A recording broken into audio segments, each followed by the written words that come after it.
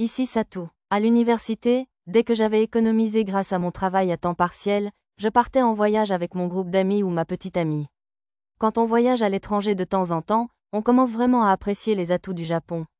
Je n'ai jamais connu un endroit aussi bien desservi et propre qu'au Japon. En m'étirant un peu, j'ai pu m'imprégner de l'exotisme de la rue.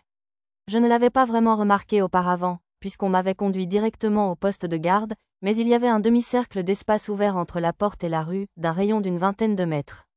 Je ne savais pas si cette clairière servait à empêcher l'agitation de la circulation entrant et sortant de la porte principale de gêner le reste de la ville ou s'il s'agissait plutôt d'une question militaire.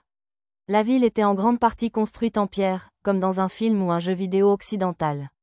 Même les passants ressemblaient à des dessins que j'avais vus dans des documentaires de jeux vidéo, hommes en tunique, femmes en robe à l'ancienne. Il semblait y avoir un grand écart de richesse ici aussi. J'ai vu pas mal de gens portant des robes en patchwork ou des chemises tachées et des pantalons déchirés. Ensuite, j'ai porté mon attention sur les bâtiments. De là où je me trouvais, la plupart semblaient être des édifices en pierre à 2 étages. J'en ai cependant aperçu quelques-uns qui ressemblaient à du bois ou à de la brique. Une tour dépassait des toits des maisons, avec un moulin à vent accroché à son clocher pointu, peut-être un moulin à farine ou quelque chose du genre. Je ne connaissais ce genre de choses que grâce aux jeux et aux romans, alors je n'en étais pas sûre. J'avais prévu de rester un moment en ville, alors j'irai voir plus tard. La rue s'étendait devant moi, continuant tout droit jusqu'au mur intérieur que j'apercevais à peine au loin. La route elle-même faisait environ 6 mètres de large. De l'autre côté du mur se trouvait ce qui ressemblait à un donjon seigneurial. De toute évidence, Seiryu était une cité fortifiée plus grande que je ne l'avais imaginé. C'était un spectacle incroyable. En tant que programmeur de jeux vidéo, impossible de ne pas être enthousiasmé par une scène fantastique comme celle-ci. Mais ce spectacle était-il vraiment un rêve? Je ne pouvais m'empêcher de douter. Je n'avais certainement pas le sens du design pour imaginer un paysage urbain aussi réaliste. Tout ce que je pourrais imaginer aurait probablement un aspect bon marché, avec des détails vagues. Si c'est vraiment un rêve, il doit être celui de quelqu'un d'autre.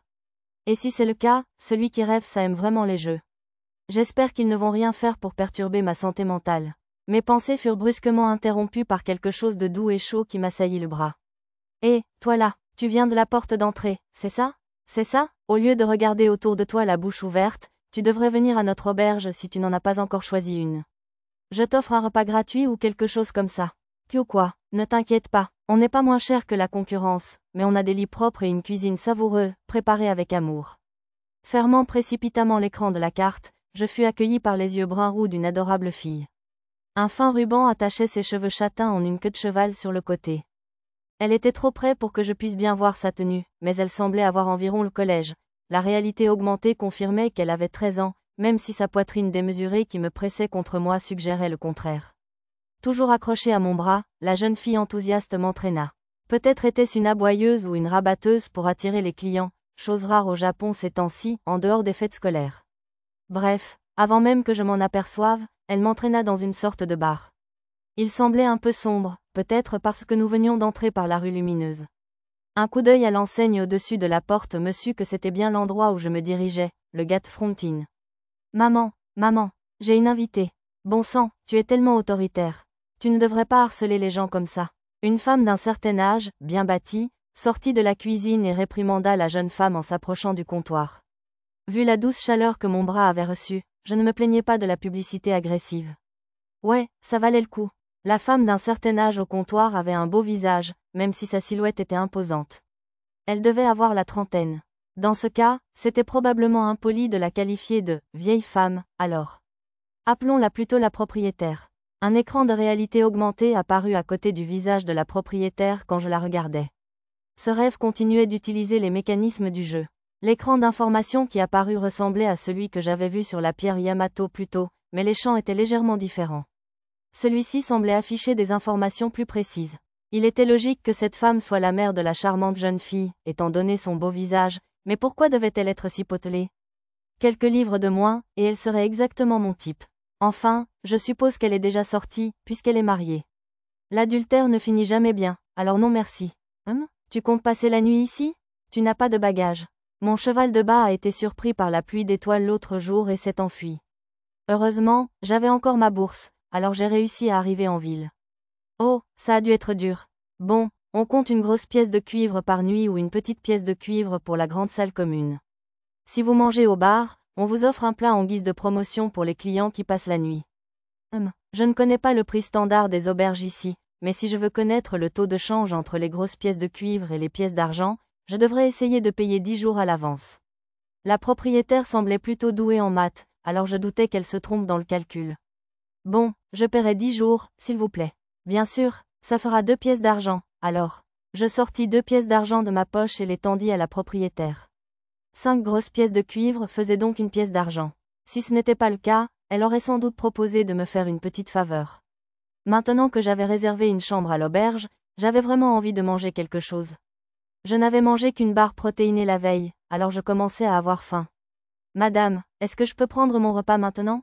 J'aimerais manger quelque chose de simple si possible. Bon, si vous voulez du chaud, vous êtes soit quelques heures trop tôt, soit trop tard. Le feu de la cuisine est éteint pour le moment, mais j'ai une quiche toute prête que je peux vous préparer, si vous voulez. Une quiche, hein? Je n'en avais pas mangé depuis mon dîner au restaurant le mois dernier. Vu le décor européen fantastique de la ville, je m'attendais plutôt à du pain de seigle ou de la soupe salée, mais j'avais sans doute trop hésité. Je prends ça, s'il vous plaît. Bien sûr, asseyez-vous, je vous prie, ça arrive tout de suite. Martha, pourriez-vous prendre les coordonnées de notre client pour le registre? La propriétaire retourna à la cuisine et Martha apparut à sa place, s'approchant de moi d'un pas léger avec un carnet de bord relié, telle une employée de cinéma d'époque. La tenue de Martha, que je n'avais pas encore pu voir, se composait d'un chemisier blanc, d'une jupe orange clair et d'un gilet marron façon corset. Ses chaussures étaient en cuir et ressemblaient à des pantoufles de couloir.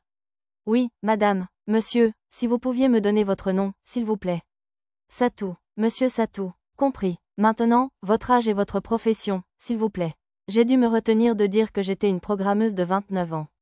Mon écran de statut indiquait que j'avais 15 ans, et les papiers d'identité que j'avais reçus plus tôt devraient l'être aussi, alors. Je suis marchand ambulant, 15 ans. Tiens, tu es plus vieux que moi? Je me doutais qu'on avait à peu près le même âge. Malgré sa surprise, Martha nota rapidement mes informations sur le papier paille du journal de bord. Apparemment, je n'avais pas besoin de présenter ma carte d'identité pour le registre de l'auberge. Juste au moment où Martha finissait de tout noter, prête à engager une conversation anodine, la propriétaire réapparut de la cuisine avec une assiette. Merci d'avoir attendu. L'accompagnement est offert par la maison. C'était peut-être juste mon imagination, mais la propriétaire semblait vouloir me cacher Martha en posant mon repas sur la table. 2 tranches de quiche étaient posées dans l'assiette, ainsi qu'un petit bol de ce qui ressemblait à du bok choy mariné. Les tranches étaient généreuses, et il y avait une fourchette en bois pour les manger. La seule pièce de cuivre que j'avais payée pour le repas ressemblait à une pièce de 10 yens. Il était temps de m'attaquer à mon premier repas complet depuis plus d'une journée. J'ai pris une bouchée lentement, savourant le goût. La quiche était dense et lourde, avec beaucoup de pommes de terre. Les autres ingrédients étaient des légumes feuilles ressemblant à des épinards, des champignons et des oignons rouges peut-être? Même froide, elle était plus savoureuse que je ne l'espérais. J'ai bien pensé qu'il aurait fallu un peu plus de viande séchée, mais il serait malvenu de se plaindre d'un repas préparé spécialement pour moi en dehors des heures habituelles de cuisine. Les quiches de maman sont encore meilleures quand elles sortent du four. Martha, tu n'as pas nettoyé après le départ de ces lâches de marchands ce matin, n'est-ce pas? Oh, pardon, pas encore.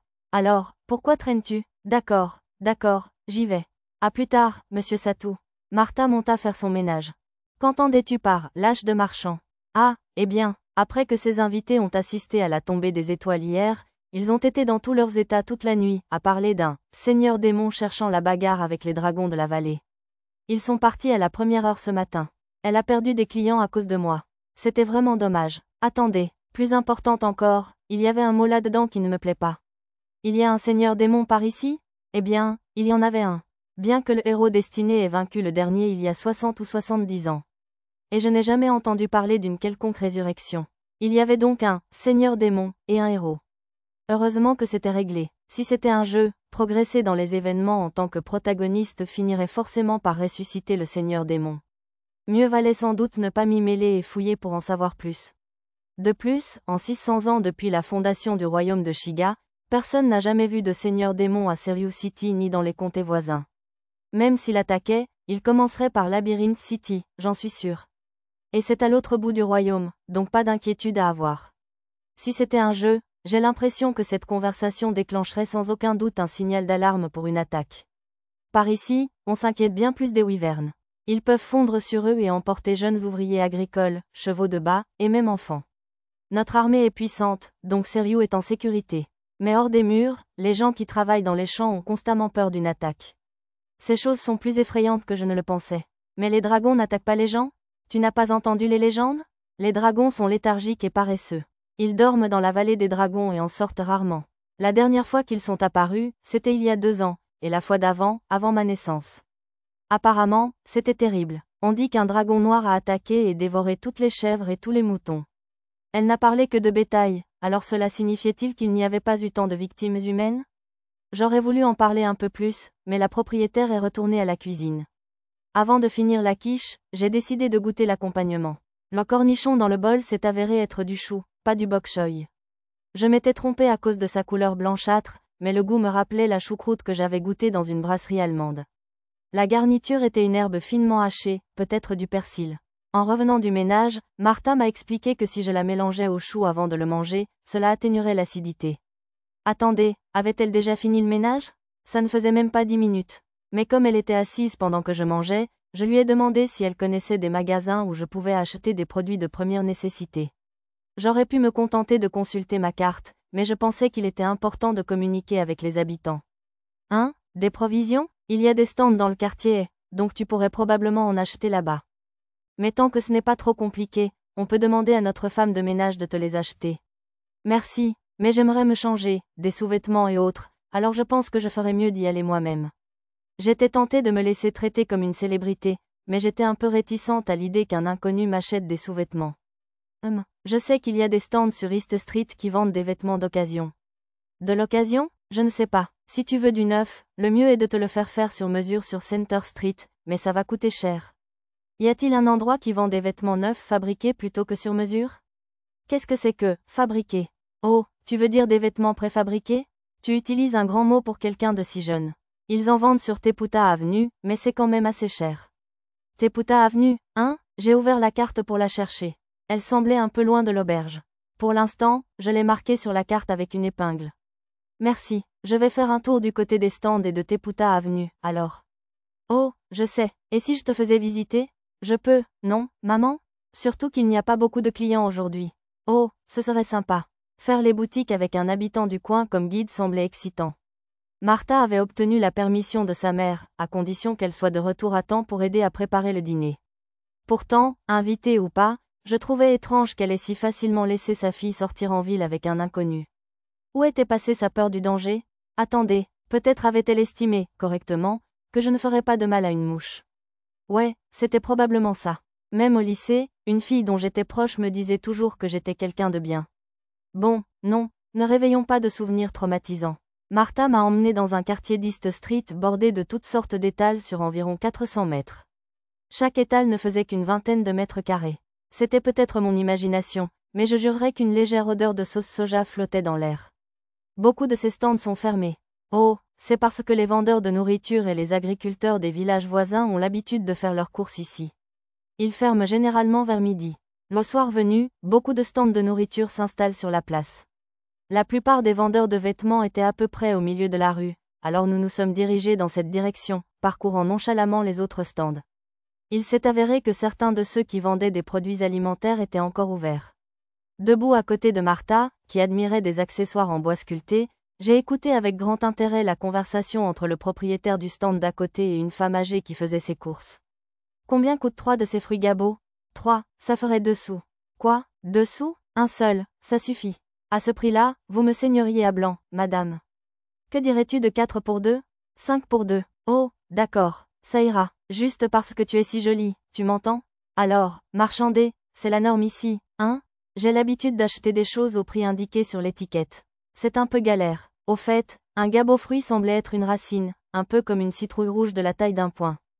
J'ai été attirée par le terme inhabituel de « penny-coin », alors j'en ai sorti une du garde-meuble pour jeter un œil.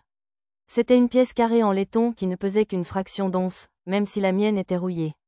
Martha a porté une petite décoration pour cheveux en forme d'oiseau aquatique à ses cheveux et s'est tournée vers moi. Qu'en penses-tu? Ça me va? Oui, c'est superbe. Lequel te va le mieux? Je savais qu'elle me poserait cette question. J'avais trop bien appris à la fac à gérer ça. On ne peut pas donner son avis comme ça.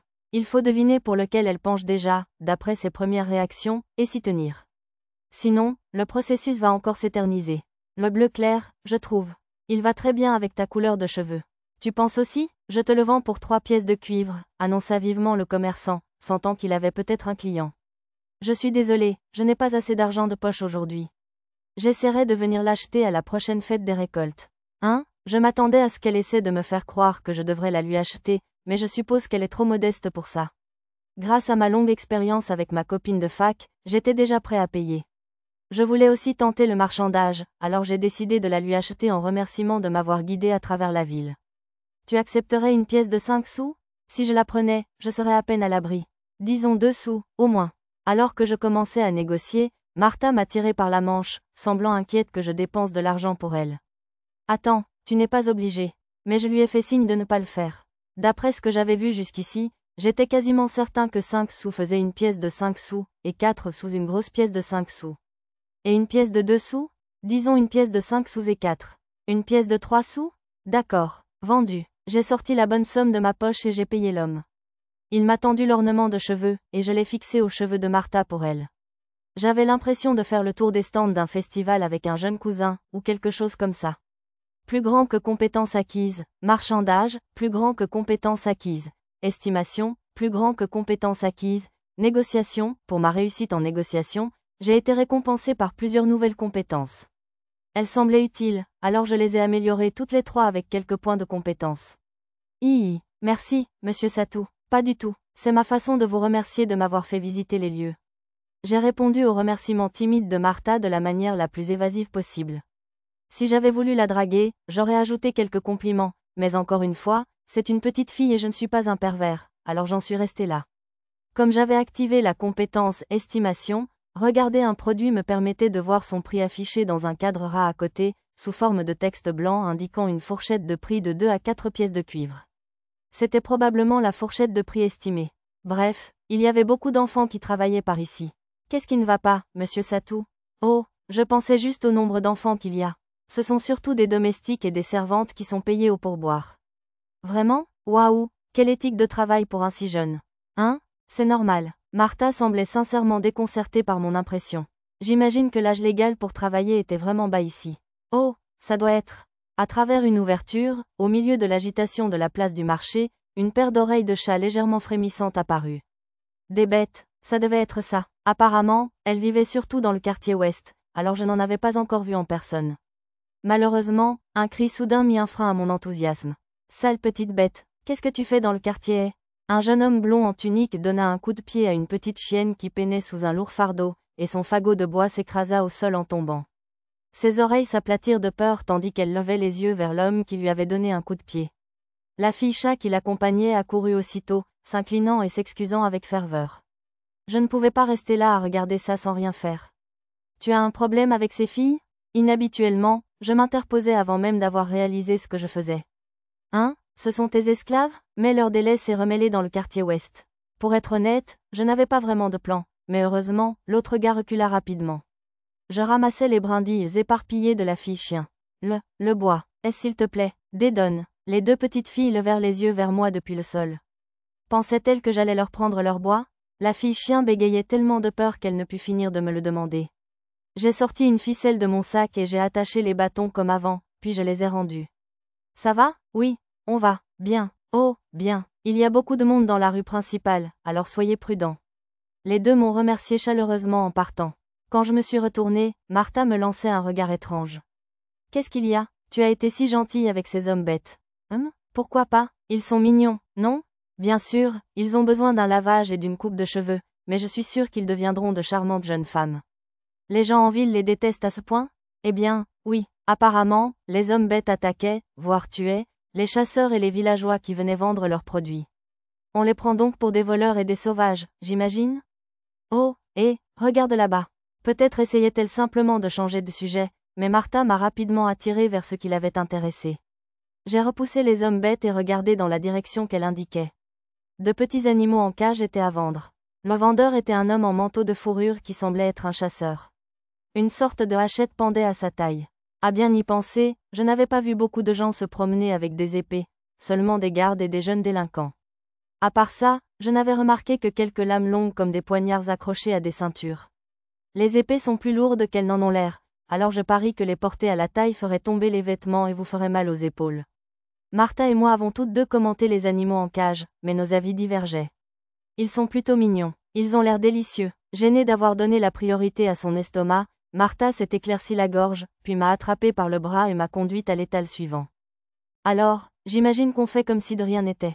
Arrivé au rayon vêtements, j'avais déjà acheté des mugs, un peigne, du savon et des bâtonnets à polir les dents. C'étaient des sortes de tiges de plantes séchées qu'il fallait ronger en se rinçant les dents. Il n'y avait ni brosse à dents ni fil dentaire. Je n'ai rien vu non plus en verre. Tout ce que j'ai trouvé de plus proche, c'était des objets en pierres précieuses ou en cristal. J'avais maintenant pris l'habitude de faire mes courses ici.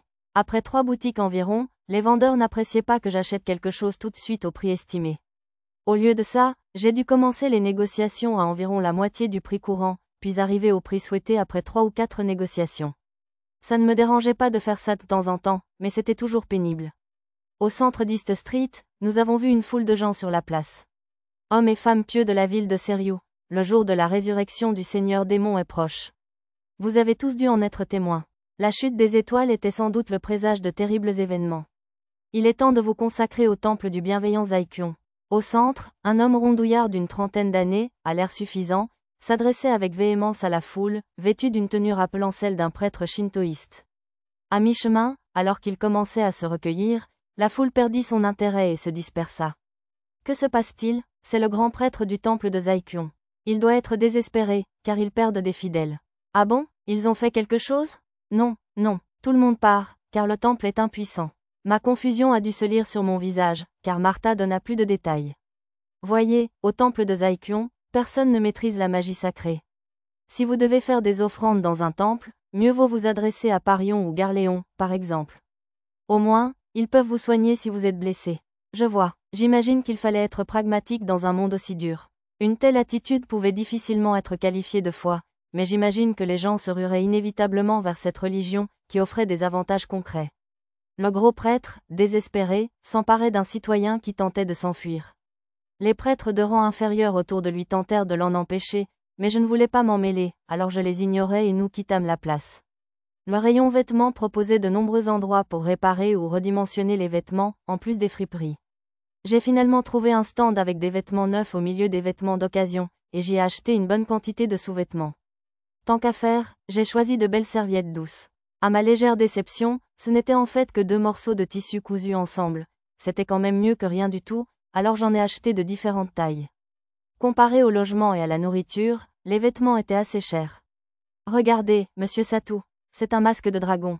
Martha prit un masque en bois sculpté dans l'étalage du stand et le tint devant son visage. Il y avait aussi des masques en argent lisse, des masques blancs et toutes sortes d'autres à vendre. On en porte à la fête des moissons. Celui en argent était très populaire l'année dernière. J'ai pris un des masques en argent.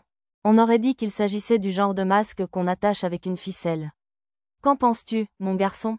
Ce masque de dragon est censé apporter la paix et la santé, demanda la commerçante, une femme qui semblait avoir la vingtaine. Sa chemise était très décolletée en V, ce qui rendait difficile de trouver un endroit où regarder. Elle n'était pas vraiment mon genre, ni même très attirante, mais j'avais quand même du mal à détacher mon regard. Cherchant autre chose à regarder, mon regard tomba sur une perruque en vente, à côté du masque argenté. Est-ce que les gens portent ça avec les masques de dragon? Eh bien, les seuls à porter des masques de dragon sont les acteurs qui jouent les dragons. La perruque noire ici est pour l'acteur qui joue le héros, et cette blonde pour d'autres rôles, comme la princesse et ses suivantes. Ce festival proposait donc de nombreux rôles différents.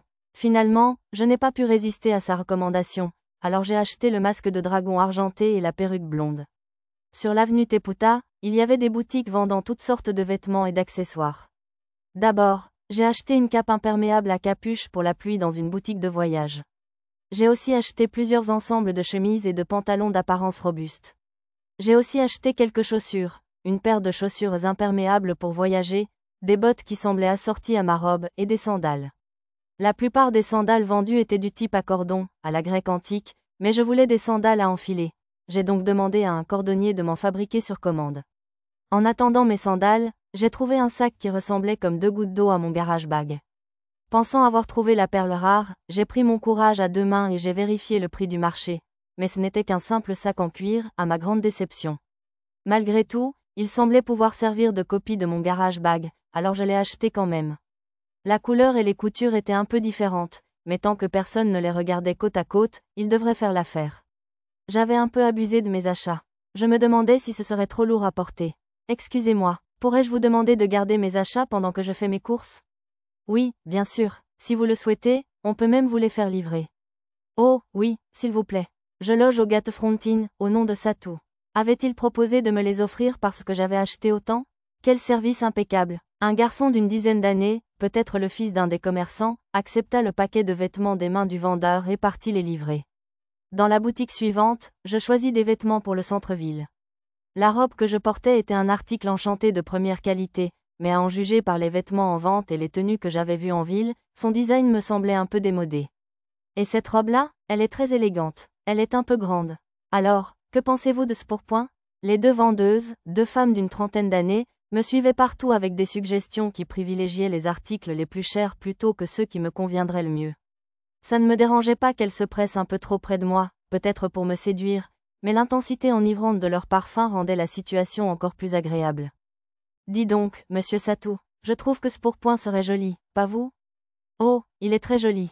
La doublure orange, c'est un peu trop pour moi, par contre. Ne vous inquiétez pas, la couleur s'estompera au bout de 2 ou 3 ans. 2 ou 3 ans, me suis-je dit, incrédule, mais c'était peut-être normal dans ce pays. À part les costumes et les manteaux, j'avais l'habitude d'avoir besoin de nouveaux vêtements après chaque saison.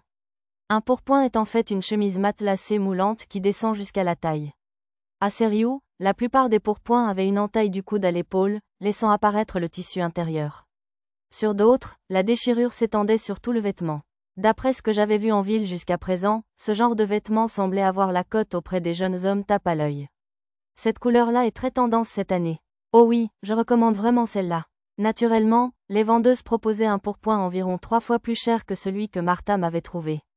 Aucun vêtement n'avait d'étiquette, j'ai donc dû faire appel à mes talents d'estimation, mais je n'avais aucun doute sur la véracité de l'affichage.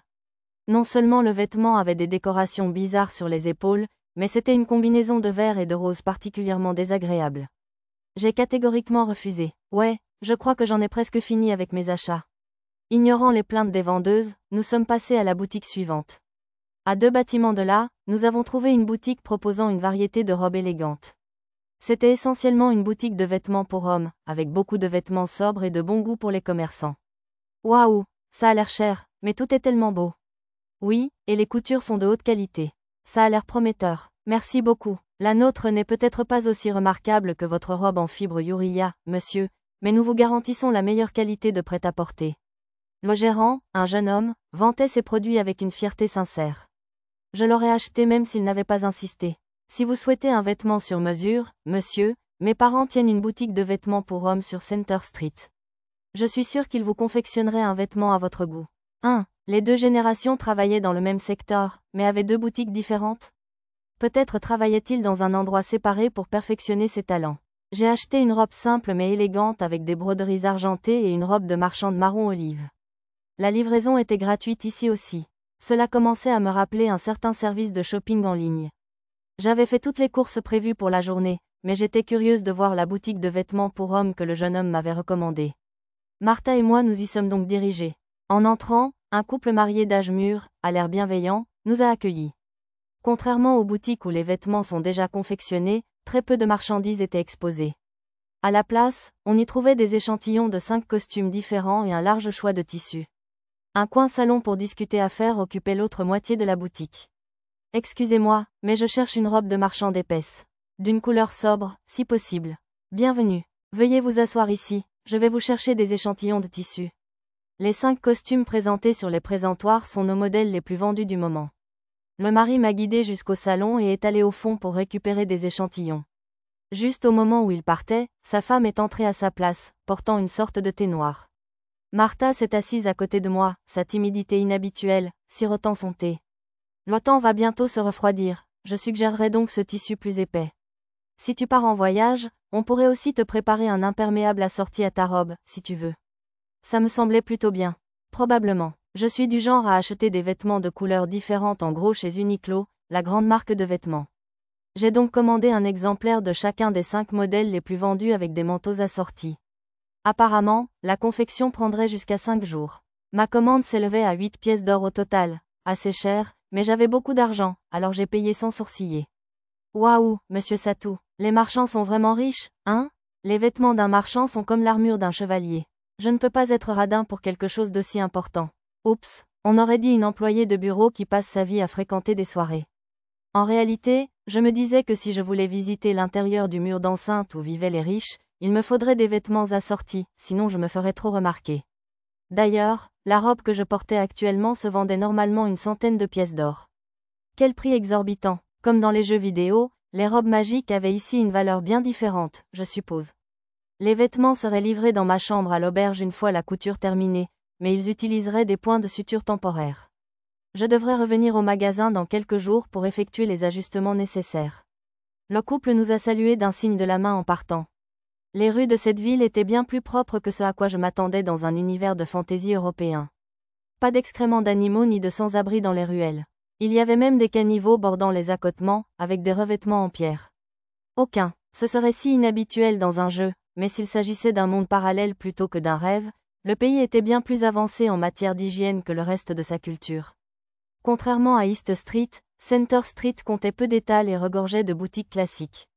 La plupart des passants semblaient très bien habillés. Sur le chemin du retour, nous sommes passés devant un homme qui vendait des bonbons dans la rue, alors Martha et moi en avons acheté. Au lieu de bonbons durs, c'était ce qu'on appelait des bonbons au sirop de malt, de fins bâtonnets avec du sirop brun clair collé aux extrémités.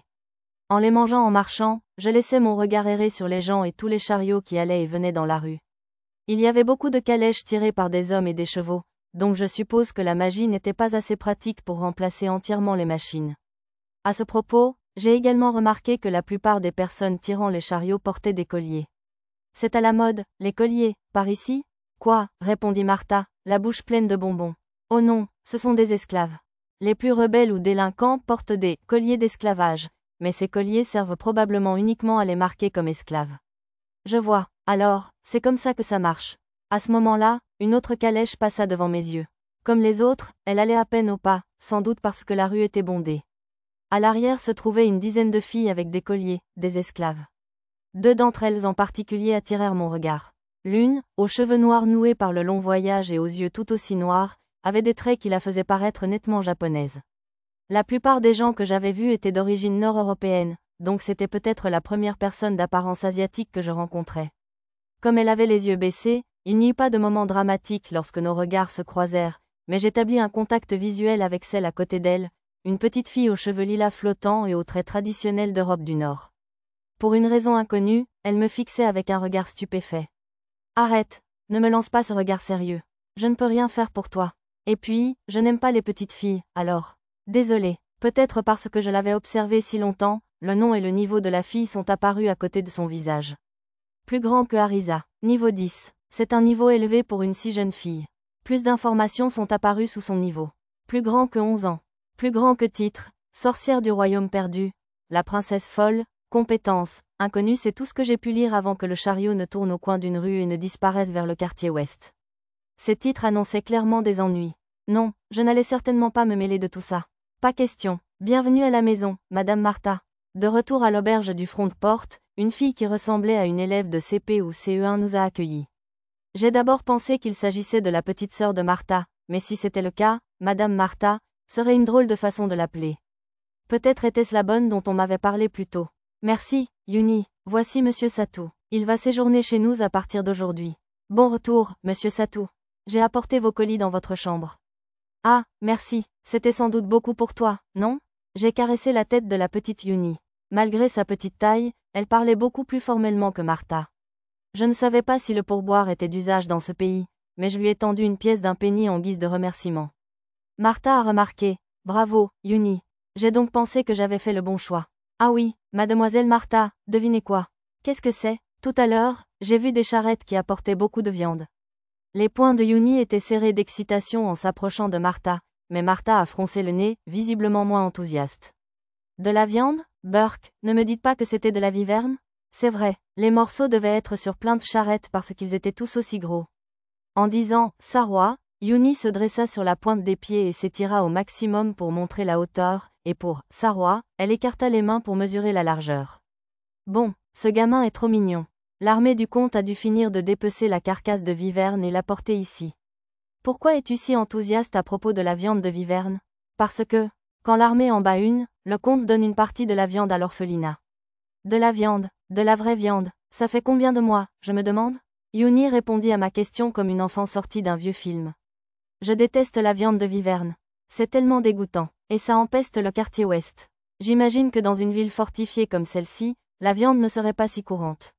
Les réactions de Martha et Yuni témoignaient probablement de leur différence de classe. L'une pouvait manger de la viande régulièrement, l'autre non. Bref, regarde ça, Yuni. C'est mignon, non? Comme si la conversation sur les wyverns n'avait jamais eu lieu, Martha montra à Yuni la broche que je lui avais achetée. Oh, oui, elle est tellement petite et jolie. Tandis qu'elle se lançait dans une conversation animée, je pensais retourner dans ma chambre, mais je décidai d'abord de demander s'il y avait des bains publics à l'auberge. Vu la propreté du reste de la ville, il ne me semblait pas si étrange de m'attendre à un bain ou un sauna. Les riches à l'intérieur des remparts ont des bains publics, mais ils sont interdits aux roturiers. Seuls les nobles et les gens assez riches pour y avoir une maison peuvent les utiliser. Presque, mais pas de cigares, hein? J'arrivais pas à croire qu'il fallait un statut social pour entrer au bain. Maudite soit cette société féodale. Dommage. Alors, comment font les gens comme vous quand ils veulent prendre un bain, Martha? Il y a un puits dans le jardin, alors on se baigne avec. En hiver, on ne se baigne généralement qu'une fois par trimoun environ, car il fait très froid. Au cœur de l'hiver, on essaie d'utiliser de l'eau chaude pour ne pas attraper froid, mais personne n'a le luxe de se baigner dans l'eau chaude à cette saison. J'imagine que se procurer du combustible pourrait aussi être un problème dans une ville fortifiée comme celle-ci. En consultant la carte, je n'ai vu à proximité qu'une petite rivière, dont la source était sans doute souterraine. Un trimoun était apparemment une période de 10 jours. Les mois étaient divisés en 3 parties, le premier, le deuxième et le troisième trimoun. Le terme « semaine » n'existait pas dans cette langue, donc « trimoun » était l'équivalent le plus proche. Il ne semblait pas non plus avoir de nom similaire à nos jours de la semaine. Tandis que j'en apprenais davantage sur leur société par des bavardages oisifs, de nouveaux invités arrivèrent. « Salut, Martha, auriez-vous une chambre pour nous? Bienvenue, oui, bien sûr. » Les nouveaux arrivants semblaient être des marchands, 2 hommes d'une quarantaine d'années et une jolie femme blonde d'une vingtaine d'années. Martha étant absorbée par ses affaires d'auberge, je lui fis signe de retourner à ma chambre. Ne sachant pas où elle se trouvait, je demandai à Yuni de me guider. Mon logement était petit et simple, environ 75 mètres carrés, avec un lit, une petite table et une chaise. J'ai demandé à Yuni si j'avais le droit de me rincer ici, mais elle m'a répondu que l'auberge préférait que tous les bains se fassent à l'extérieur, de peur que les chambres ne soient humides ou moisies. Logique, je suppose. Tous mes achats de la journée étaient posés sur le lit. Alors j'ai choisi des vêtements de rechange et des affaires de toilette, et je suis redescendu. En sortant de ma chambre, j'ai vu le groupe d'avant être conduit dans la leur par Martha. Les 2 hommes partageaient la même chambre, tandis que la femme avait sa propre chambre. Elle n'était donc mariée à aucun des deux, hein? Suivant les indications de Yuni, je suis sorti par une porte en bois donnant sur le jardin arrière, d'environ 12 mètres carrés, était à proximité. Le puits n'était pas loin de la porte. Au lieu d'une pompe, il utilisait un système à seau à l'ancienne. Malheureusement, la seule chose qui séparait le jardin arrière de la petite rue adjacente était une courte haie. Il n'y avait pas beaucoup de circulation, mais il arrivait quand même que quelqu'un passe, et je n'étais pas ravi à l'idée d'être exposé pendant que je prenais mon bain. En regardant autour de moi, j'ai remarqué une cloison près de la porte. Ah bon, j'utilise ça? J'ai installé le paravent pour me protéger de la rue et j'ai commencé à me baigner dans l'eau froide du puits. La cloison m'arrivait à peine à la taille, mais elle suffisait amplement. J'ai rincé mes cheveux, puis je me suis lavé le corps avec le savon que j'avais acheté. Il sentait étonnamment bon et était doux pour la peau, ou était-ce juste parce que j'avais beaucoup d'endurance? Je commençais à regretter d'avoir du shampoing, mais il fallait bien se contenter du savon. Il ne moussait pas vraiment, mais il semblait bien nettoyé. J'avais l'habitude du shampoing, alors c'était peut-être la première fois que je me lavais les cheveux avec du savon. J'ai entendu un craquement derrière moi et j'ai tourné la tête. La porte de derrière s'était ouverte et une femme en sortait. C'était la cliente de tout à l'heure. Nos regards se sont croisés. Elle m'a fait un léger signe de tête, puis a commencé à puiser de l'eau au puits. Hein? Ignorant qu'un homme presque nu se baignait juste à côté, elle a calmement tiré la corde. Elle ne semblait pas dissimuler sa gêne non plus, elle m'ignorait complètement. Quand la femme eut fini de verser de l'eau dans le lavabo, elle installa une cloison, se déshabilla et commença à se laver. Hein? Tu es sérieux? Tu n'as aucune retenue? Il y avait une cloison entre nous, mais quand même, à chaque mouvement, quelque chose, enfin, 2 choses, probablement des bonnets dés, s'affirmaient avec un léger frémissement. Bien sûr, elle couvrait les zones clés avec ses mains, mais de temps en temps. Non, il fallait que j'arrête. Je n'étais pas une vierge qui n'avait jamais vu de femme nue. J'ai dû me forcer à retenir mon regard et me suis remis à faire ma vaisselle. Allez, le bas du corps. Calme-toi. Mais quand j'ai jeté un coup d'œil à la femme du coin de l'œil, elle me souriait. Ouais, les femmes adultes sont vraiment les meilleures. Même si, d'après le rapport d'enquête, elle est un peu plus jeune que moi. Elle était vraiment un régal pour les yeux, mais comme j'avais fini mon bain, ça allait paraître suspect si je continuais à traîner. Je me suis vite séchée avec ma serviette, mais où jeter l'eau du bain? Il n'y a pas de canalisation, si? Tu peux jeter ton eau dans les buissons. Je crois qu'il y a un système d'évacuation en dessous. La femme a résolu mon dilemme, peut-être par pitié pour mon comportement bizarre. Je l'ai remerciée, je me suis occupée de l'eau et je suis retournée dans ma chambre. Vous me pardonnerez mon dernier regard furtif en rentrant. L'instinct d'un homme est puissant. De retour dans ma chambre, j'ai enfilé le peignoir marron clair de bon goût que j'avais acheté plus tôt dans la journée. J'avais déjà mis des sous-vêtements neufs juste après le bain. Ce n'est qu'à ce moment-là que j'ai remarqué que j'avais oublié d'acheter des chaussettes. Je ne voulais pas que mes pieds sentent mauvais, alors j'ai enfilé des sandales. Ah, c'était mieux. Je portais habituellement des pantoufles pour travailler, alors rester chaussée si longtemps devenait inconfortable. Une odeur alléchante montait du rez-de-chaussée, annonçant l'heure du dîner. Je voulais aller aux toilettes avant de manger. Au lieu d'en avoir une par chambre, l'auberge n'avait qu'une seule salle de bain commune. Les toilettes étaient de type latrine à fosse à l'ancienne. Je n'en avais jamais vu en vrai, même pas chez mon grand-père à la campagne. J'imagine que c'était un fantasme, d'une certaine manière. Non pas que j'en sois ravie. Après avoir terminé mes affaires, j'ai cherché du papier toilette, mais bien sûr, il n'y en avait pas. Je m'étais fait des illusions, car le registre de l'hôtel était en papier, mais j'imagine que c'était un luxe. En regardant autour de moi, j'ai trouvé une botte de paille fine à portée de main. Ça, c'est censé être ça? Je ne voulais pas m'irriter les fesses, alors j'ai arraché un morceau d'une des serviettes que j'avais achetées et je l'ai utilisé. C'était peut-être un peu gaspilleur, mais ce n'était pas le moment de faire des économies. Ça avait été un baptême du feu dans cette nouvelle culture, mais tout bien considéré, c'était vraiment propre, donc je n'aurais aucun problème à l'utiliser à nouveau. Le bar du premier étage était baigné de délicieuses odeurs et de bavardages bruyants. Il faisait un peu sombre, mais plusieurs lanternes suspendues au plafond et aux poteaux éclairaient la pièce, ce qui ajoutait considérablement à l'ambiance. Très joli. Oh, monsieur Satou, me salua Martha en s'activant entre les tables, portant des plateaux de nourriture. Je me demandais juste si je devais aller vous chercher. Elle me fit signe d'aller vers une place libre. Merci, je prendrai ce que vous me conseillez pour le dîner, s'il vous plaît. Eh bien, vous avez de la chance. Un chasseur vient de ramener du sanglier aujourd'hui, alors je vous conseille vivement le steak de sanglier. C'est peut-être un peu cher, mais ça vaut vraiment le coup. Oui, le sanglier est fantastique. Tu vas le regretter si tu n'essaies pas, fiston. On aurait dit que c'était la viande qui attirait autant de clients. Même les ivrognes essayaient de me convaincre d'en commander. Mais ils n'avaient pas besoin de s'embêter, mon estomac a été emballé dès qu'il a entendu le mot steak. Je prends le sanglier avec des légumes, alors, s'il vous plaît. Quelque chose à boire? Du thé ou du jus de fruits, ou du lait si vous n'en avez pas. Hein? On a juste de l'alcool et de l'eau. Bon, j'imagine qu'on est dans un bar. Bon, je ne veux pas me casser la tête avec de l'eau non bouillie. Alors quelque chose de léger et facile à boire, s'il vous plaît. Tu veux du cidre fort coupé dans de l'eau? Ou si ça ne te dérange pas de dépenser un peu plus, de l'hydromel ou du vin coupé d'eau serait sans doute meilleur. Le cidre brut était en fait du cidre de pomme fermenté, non? Comme le vin, il pouvait tourner facilement s'il n'était pas conservé avec soin. Mais l'hydromel était à base de miel et un incontournable des œuvres de fantaisie. À bien y penser, je n'en avais probablement jamais bu. Je prendrai de l'hydromel, alors. C'est bon, je vais passer commande tout de suite. Tiens-toi tranquille. Martha se dirigea vers la cuisine, esquivant avec une aisance experte les ivrognes qui tentaient de lui toucher les fesses au passage. Pourquoi y avait-il autant de pervers ici, à vouloir peloter une collégienne? En attendant mon plat, je scrutais nonchalamment le bar. Des hommes en robes de marchands et tuniques impeccables picoraient joyeusement leur nourriture et buvaient une sorte de bière légère. De la bière, peut-être? Quelque chose chez les clients semblait étrange, cependant. Qu'est-ce qui se passait? À première vue, la taverne ressemblait étrangement à un décor de film fantastique classique. Oh, c'était le tabac. Pas de cendrier sur les tables, personne ne fumait. Juste de la vapeur s'élevant des plats chauds. À bien y penser, je n'avais vu personne avec des cigarettes ou des pipes faire ses courses non plus. Le tabac n'était-il pas arrivé dans ce pays? C'était parfait pour un non-fumeur convaincu comme moi, mais un fumeur invétéré comme Monsieur Tubb jetterait l'éponge au bout de 3 jours, sans aucun doute. Martha revint avec un steak fumant sur son plateau. Merci d'avoir attendu. Waouh, ça a l'air délicieux. Ce n'était pas seulement un compliment, c'était vraiment délicieux. Ce repas à lui seul valait bien 3 jours à l'auberge. Dans l'assiette principale, un steak de sanglier coupé en gros dés était accompagné de petits morceaux blancs qui ressemblaient à de la purée de pommes de terre.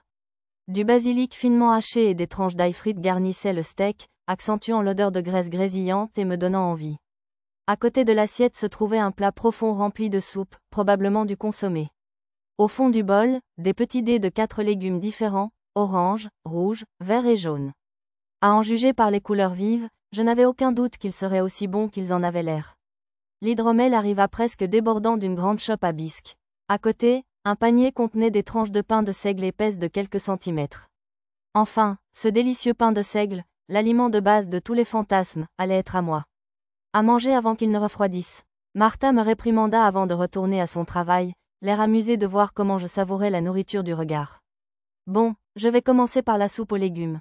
J'ai ressenti une légère résistance lorsque j'ai plongé la grande cuillère en bois dans la soupe, elle était visiblement assez épaisse. J'ai pris quelques légumes frais dans la cuillère et je les portai à ma bouche. Comme je l'avais imaginé, la soupe avait un goût de consommé. Les ingrédients étaient cuits à la perfection. Les légumes se sont défaits d'une seule bouchée, leur riche saveur emplissant ma bouche. Lorsque j'ai avalé le bouillon épais, une chaleur m'a envahi l'estomac. Ce devait être un plat très populaire en hiver. Ensuite, ce fut le plat principal, le steak. J'ai planté ma fourchette dans un morceau et j'ai pris une bouchée. J'avais déjà goûté du sanglier, mais cette viande était différente. Il y avait peu de gras et c'était un peu dur, mais après une petite mastication, ma bouche s'est emplie d'une saveur chaleureuse et rustique qui n'avait rien à voir avec celle-ci. Du bœuf. Avant même de m'en rendre compte, j'ai pris une bouchée de pain de seigle. C'était un peu dur, mais pas autant qu'on me l'avait dit. Juste assez pour produire un agréable craquement en mâchant. C'était légèrement acide, mais associé à la viande, il se mêlait à la riche saveur du sanglier pour un mariage absolument délicieux. C'était si bon que je me suis surpris à en manger une bouchée avant même d'avoir fini de mâcher. Tout était délicieux. J'étais ravi que ce pays semble regorger de bonne cuisine. Ce serait amusant de faire un tour gastronomique dans le royaume de Shiga. Après avoir terminé la livre de steak, je me suis souvenu de mon hydromel et j'en ai bu une grande gorgée. C'était une boisson alcoolisée jaune mielée. Je m'attendais à un goût et une consistance similaires à ceux du miel, mais comme il était dilué, il était onctueux et facile à boire. Dans l'ensemble, ce n'était pas aussi intense que prévu. Alors que je me léchais les lèvres et savourais l'hydromel, Martha répondit. Oh là là, tu l'as déjà tout mangé? Oui, c'était délicieux. Bon, il nous en reste encore. Alors tu veux de la viande avec du cartilage frit ou quelque chose comme ça pour accompagner ton verre? J'ai encore de la place dans l'estomac, alors je vais peut-être essayer. Ce serait super, merci. Pourrais-je avoir une autre tournée d'hydromel aussi, s'il te plaît? Bien sûr, 1 minute. Je regardais Martha retourner à la cuisine et siroter le reste de mon hydromel, tout en observant le restaurant. À cet instant, mon regard se posa sur la femme que j'avais vue près du puits plus tôt, debout, nonchalamment dans l'embrasure de la porte, l'air un peu décontenancé. Je suppose que la salle s'était remplie sans que je m'en aperçoive, car elle semblait chercher une place libre. Peut-être cherchait-elle les 2 hommes avec qui elle était arrivée? Son regard croisa le mien, elle sourit et s'approcha de ma table. Pardon, mais ça vous dérangerait vraiment que je m'assoie ici? Vas-y, impossible de refuser de partager une table avec une si belle femme. J'étais un peu gênée après ce qui s'était passé au bain, mais je fis de mon mieux pour ne pas le laisser paraître. Plus grand que compétence acquise, poker face, lorsque le message apparut dans le journal, dans un coin de mon champ de vision, j'enchaînais les points vers la nouvelle compétence à une vitesse fulgurante. Remarquant la nouvelle venue à ma table, Martha s'approcha pour prendre sa commande. Elle avait dû oublier la femme qui cherchait une place, car elle avait relayé ma commande à la cuisine. Je passe la viande, merci. Juste la soupe et le pain de seigle pour moi. Je prendrai aussi une bière, s'il vous plaît. Bien sûr, je reviens tout de suite. Les efforts de Martha pour convaincre la femme, vraisemblablement végétarienne, ne semblaient pas avoir eu d'effet. Elle prit donc un air un peu abattu en retournant à la cuisine. Le bar est bondé, vu que l'auberge manque cruellement de clients, commentai-je tandis que Martha revenait avec les plats et la bière de la charmante dame. C'est vrai, mais maintenant que j'ai goûté à leurs délices, je comprends pourquoi. Merci, je le dirai à mon père plus tard. Elle parut ravie de mon compliment. Apparemment, le cuisinier était son père. Monsieur Satou, votre plat va être un peu plus long à préparer. Vous pouvez donc manger ceci en attendant si vous le souhaitez. Elle posa devant moi une petite assiette de ce qui ressemblait à la choucroute que j'avais mangée cet après-midi, en disant que c'était offert par la maison. La femme murmura un pardon et commença à manger. Je l'ai regardé tremper le pain de seigle dans la soupe de légumes, le portant à sa bouche. Oh, c'est comme ça qu'on est censé le manger? Il y a un problème? Oh, pardon, je ne voulais pas le fixer du regard. Je ne savais juste pas qu'on était censé manger le pain comme ça. J'imagine que mon visage impassible n'a pas pu masquer le fait que je fixais quelqu'un. Ah, vous êtes de la capitale royale ou de la capitale officielle? Non, je viens d'un royaume loin d'ici. La nourriture diffère-t-elle selon la région? Et je comprends, capitale royale, mais qu'est-ce que la capitale officielle? On ne mange pas de pain de seigle dans la capitale royale et la capitale officielle? Eh bien, les roturiers mangent du pain de seigle là-bas, mais j'ai entendu dire que les nobles et les riches marchands de la capitale royale mangent du pain blanc. Et on dit que l'aliment de base de la capitale officielle est une céréale appelée riz, donc ils ne mangent pas beaucoup de pain. Hein, alors il y a une ville dans ce royaume avec une culture basée sur le riz? Il faudra que j'y aille jeter un œil si j'ai une envie soudaine de riz. Comme je me nourris habituellement de malbouffe et de ramen instantané, ça n'arrivera probablement pas souvent. Oh, je devrais peut-être en savoir plus sur cette capitale officielle. J'ai demandé à la femme ce que c'était en mangeant sa soupe au pain. C'est la capitale du duc Ughosh, dans le sud. C'était la première capitale lors de la fondation du royaume de Shiga. Hein, alors, c'est comme l'ancienne capitale? J'aimerais bien la voir un jour. Oh oui, on dit que c'est une belle ville au bord d'un grand fleuve. Oh, ça a l'air délicieux. Le ciel étoilé se reflétant dans les canaux. Ce serait vraiment un spectacle magnifique. Monsieur Satou, votre plat est prêt. Désolé pour l'attente. Oh, ça sent bon. 5 morceaux de viande avec os reposaient sur une assiette à motifs ondulés.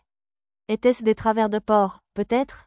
En regardant les autres clients, il semblait que la meilleure façon de le tenir par l'os et de le ronger était de le manger, même si cela risquait de se tacher les mains et le visage. J'ai sorti un des mouchoirs que j'avais acheté et je l'ai posé sur la table pour plus tard. Si possible, je préférerais éviter de me salir le visage devant une belle femme.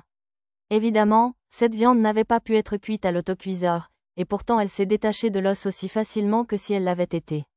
Certains convives autour de moi semblaient avoir du mal avec les leurs, alors Martha avait peut-être choisi les meilleurs morceaux pour moi. Je me suis essuyé les mains avec le mouchoir et j'ai pris une autre gorgée d'hydromel. Oui, c'est le meilleur, c'est sûr. J'ai vu la femme avaler du coin de l'œil. Je ne la regardais pas beaucoup, mais mon champ de vision se trouvait juste au niveau de sa clavicule à ce moment-là. Peut-être n'était-elle pas végétarienne du tout et avait-elle renoncé à commander de la viande pour des raisons financières? Vous pouvez en prendre un morceau, si vous voulez, ai-je proposé. Son visage s'est illuminé d'excitation un instant, puis s'est essoufflé avec hésitation, jusqu'à ce que son appétit finisse par l'emporter sur sa timidité. Eh bien, si ça ne vous dérange pas, a-t-elle murmuré en prenant un petit morceau. Aussi charmante qu'elle fut, la femme laissa tomber toute prétention et dévora la viande avec os.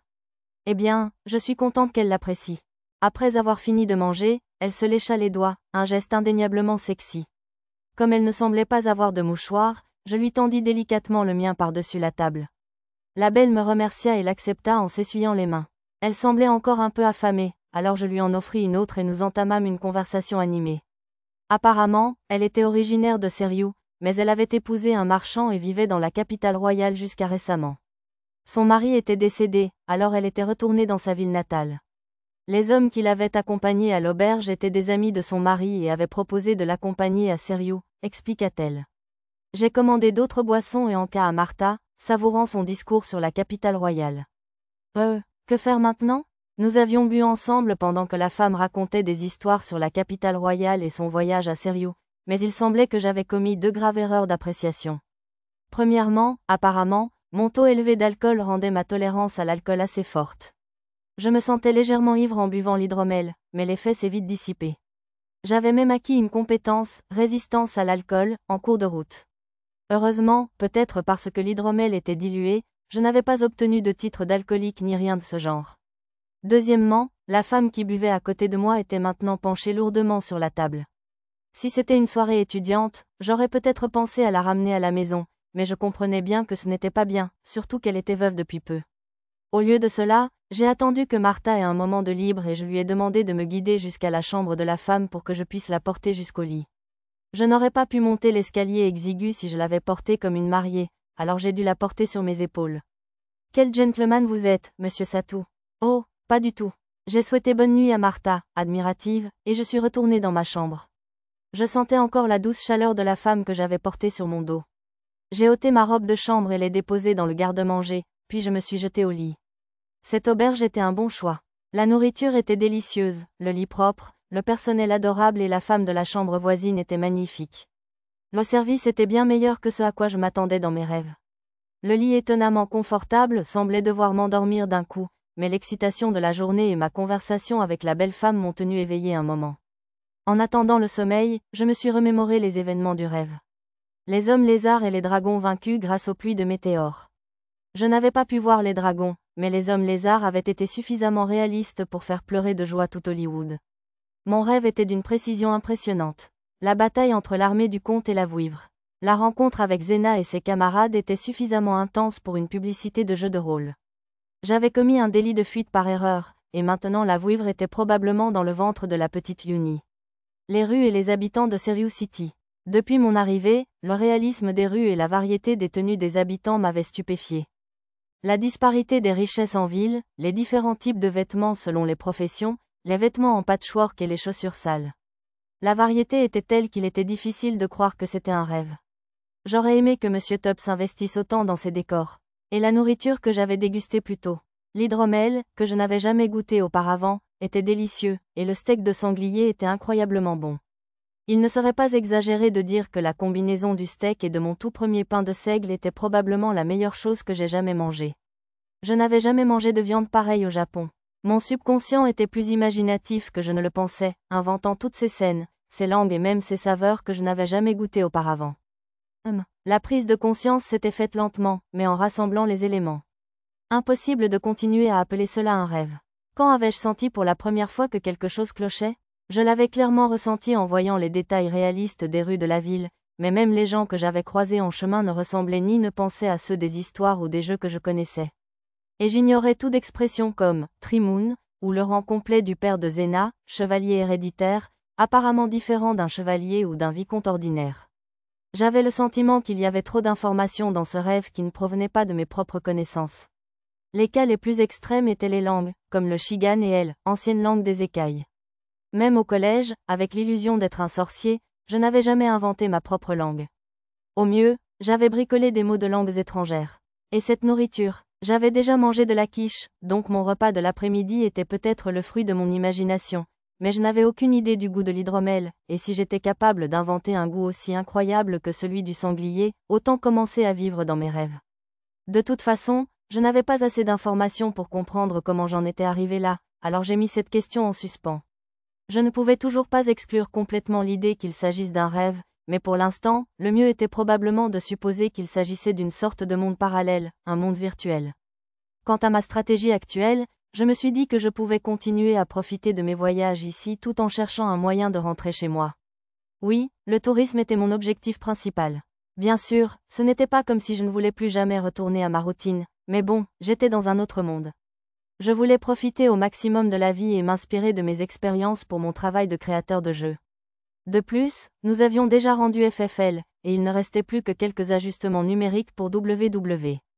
Et comme il y avait déjà une documentation parfaite pour ça, j'étais sûr que même M. Tubb pourrait s'en occuper d'une manière ou d'une autre si le moment était venu. Je pourrais me faire virer pour avoir pris congé sans autorisation, mais heureusement, mes anciens collègues retraités pouvaient toujours me prêter de l'argent. Je m'en sortirais bien jusqu'à ce que je trouve un autre emploi. Quant à ma vie personnelle, ma copine m'avait larguée depuis longtemps, et mes parents vivaient heureux à la campagne avec ma sœur aînée et son mari. Ma famille est plutôt décontractée, alors même si je disparaissais un moment, je doutais qu'ils s'inquiètent beaucoup. Ma sœur pourrait se fâcher contre moi, mais elle a repris mon ancienne chambre avec grand plaisir dès mon arrivée à Tokyo, et j'étais sûr de pouvoir la rattraper en lui racontant mes voyages. Et si, pour une raison ou une autre, je ne pouvais pas retourner dans mon monde, je n'aurais apparemment pas trop de mal à m'en sortir ici. Les seuls à pouvoir menacer ma paisible existence étaient probablement les seigneurs démons ou les dieux. Tant que je continuerais à vivre tranquillement, de tels êtres n'auraient aucune raison de s'en prendre à moi. Je pourrais simplement continuer à visiter les lieux et à mener une vie modeste. J'avais peur que, si je commençais à provoquer des bagarres et à lancer des pluies de météores, cela déclencherait un signal d'alarme et que je devienne moi-même un grand seigneur démon. Et je ne cherchais certainement pas à provoquer de nouveaux génocides de masse. La paix était la priorité, après tout.